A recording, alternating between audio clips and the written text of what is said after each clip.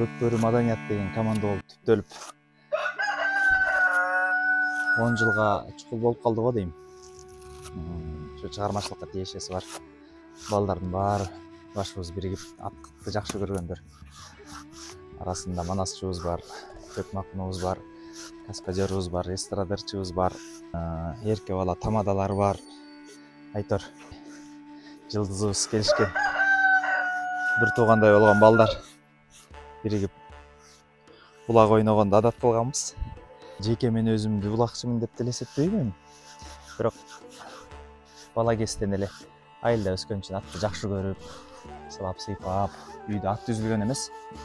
Балдар булак чабабыз дегенде барып кошулуп, ошолор менен чогуу жүрөм, айтор жөө баспай. Айылдан бул жакка көчүп келгенибизге 22 жыл болду. Бул жерде шарт деле жок болчу. Ат бакканга. Кийин бир тай алдым. Тайды минбей эле, кол тийбей ордунда бага берип, батпай эле болуп жакшы болбой калды. Анан сатып. Кийин бир той өткөрмөкпүз. Атам экөөбүз анан малдын баасын билип коелу деп этке барсак, бир чаткалдык жигит, мен чаткалда чоңойгом, өзүм кадам жайда болгон менен. Анан аке келиңиз, могул атты алып койбойсузбу дейт, бир ат жерде кашкап экен. Анан жок, мен ат алганга келген жок, мен эттин баасын билгени келдим эле десем, сизге карызга деле берем дейт. Анан карыз дегенди укканда бекерге дегендей эле болду окшойт. Анан соодалашып тиги атты алып алдым. Анан 1-2 жумадан кийин эле бердим тегине, бирок ошол мындай жол жүрүшү бар болчу, жакшы ат болчу. Анан ошону менен биринчи жолу Маданият Көкбөрү командасы түптөлгөндө бардым. Анан бирок ал булакка жакшы эмес экен, оозу катуу. Айтор мени жүдөттү. Анан анын ээсине берип бир көк ат алдым. Ал ортого турчу. Кийин жанагы Ерсултан деген жигит алып, андан ары казактарга сатылып кетти окшойт. Ошо 8-9 жылдын аралыгында бир 15 ат алдым окшойт. Бул ат болсо мага бышты кезинде келген. Азыр 3 асый. Аты тентек. Бажам көрүп калып бир гүлүк бар экен. Тейтанан барып соодалашып алып келгем. 3 атты багып жүргөндө атам каралашып жүрдү. Мен атам деле жашы келип калды да. Баягы улакка чабылган аттардын кырс мүнөзү болот, кээде ордунда турган ат бук болуп калат, анан кыжалат болуп. Өзүм болсо өзүңүз айткандай чыгармачыл киши болгондон кийин квартирантсың. Иш-чарага кетип каласың, эфирге кетип каласың.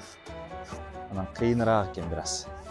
Анан ойлонуп, бир башыма бир эле ат жетет экен кой деп ошо бир атты алып калгам. Анан бир аз жакшы бир тайым бар. Кудай буйруса, аманчылыгын берсе, лигадан үмүт кылып турам. Жакшы командаларга чабылат го деп. Бул деле Таластын бир командасына чабылып келген. Алы досубуздун инилери чапты. Азыр болсо менде. Байгеге да чабылды. Мен өзүм окшош бир аз чымкор. Тандап жейт, чөптүн бүрүн жейт. Ошондой жактары бар. Бирок чуркаганы сонун, элпек, оозу жумшак. Биздин оюнга ылайыктуу да. Бийик аттарды деле алдык. 1.60-1.65 аттар бар болчу. Аларды чаба алган жокмун. Мунун бою 1.56 эле. Чакан өзүмө ылайыктуу. Күзүндө иш-чаралар көп болуп кетет. Ошол учурда шарт болбой калганда сарайда үйдө жакта бактырып жүрдүм. Анан алып келгениме 1 айдан ашып калды. Өзүм күнүгө бастырам, бул жерде токой бар. Ошол жака барып 1-2 саат ат бастырам.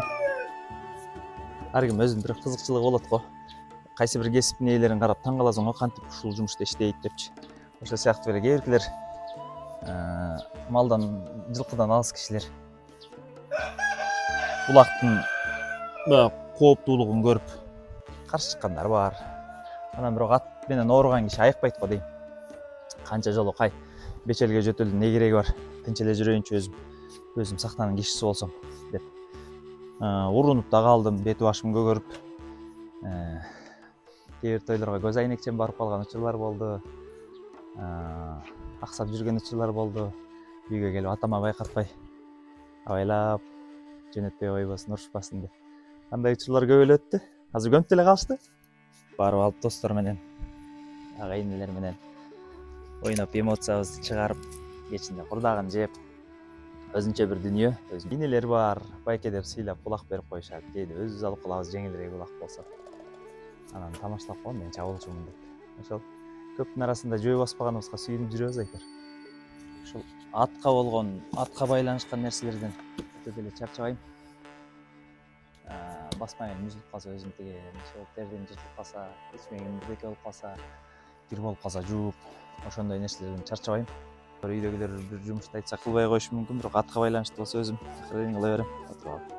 Ишенесизби, такыр ошо Бишкекте болуп аткан чоң турнирлерге барып, мурда көрбөгөн экен. Факторлор көп, антип жумуштан бошобой, балким өзүм аракет кылбадымбы. Анан Раматылык Рустам досум эч калтырыш эмес. Булактамын, жүр, бас деп ошенте берчи. Анан кийин күлүп калды, сен деген так булакка келчү эмес элең го, эми булактан чыгара албай калдык депчи. Бул чарба машина биздин үйдө майда чүйдө жумушубузду бүтүрөт. Булак болгондо ат жүктөйм. Атты дайым астына опилка салыш керек, же болбосо кый салыш керек. Булакка буту тайып кетпеш үчүнчү. Анан атайын Дордойдон килем саткан байкелермен момундай жаңы болчу, эми азыр болуп кетти. Килем алып, онун төрт жагынан кадап койгом. Буну портердин алдына салам. Ошондо буту тайбайт. Анан кайра келгенде астын тазалап туруп коюп коем. Мага чейин деле кылгандар болсо керек, бирок болду, эми жолдун жээгин алып чыгабыз. Атты жүктөйбүз. Анан даярбыз. Kıyday ilgiri bolsun de, kılıç taktım canına. Birazdan yine oyun başladı. Kanım